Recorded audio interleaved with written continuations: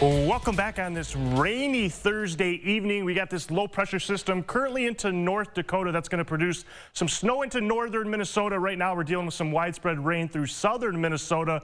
But the bigger story is that low pressure system moves into Minnesota. We are going to get some very strong winds tonight into tomorrow morning. Just some rain showers moving through, some widespread rain into Sawicki, Mankato to the west. We'll continue to see scattered showers from west to east over the next couple of hours before everything starts to wrap up. And then our attention turns to these high wind warnings that begin tonight at 10 p.m.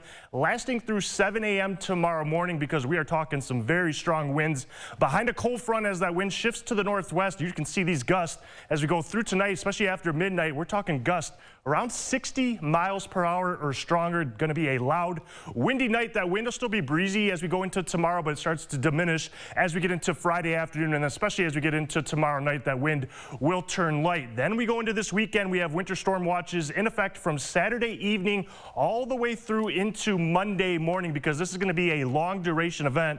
We're looking at snow going on for about 24 hours with this system. Going to be a heavy, wet snow, and we will have some peak snowfall rates. And we're talking 1 to 2 inches of snow per hour, especially as we get after midnight Saturday through early Sunday morning.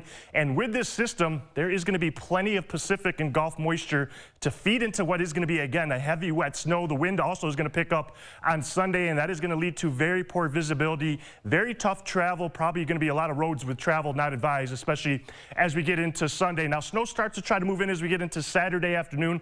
That low travels to the south of us, and that snow really begins to pick up as we get towards midnight Saturday night, where all of us here in southern Minnesota are going to be dealing with that snow. We'll have a little bit of a mixed precipitation with some warmer temperatures into northern Iowa, and then snow continues into Sunday morning, 9, 10 o'clock, and then really all day Sunday till about 5, 6 o'clock in the afternoon before it starts to really wrap up as we get towards about 7, 8 o'clock Sunday night. So again, we're talking about 24 hours straight of snow just occurring and going on, and that is going to lead to some pretty good snow amounts. Going to be our biggest snow event of the season. All of us, especially from I-90 north into Hutchinson, we're looking at a good snowfall of 6 to 12 inches.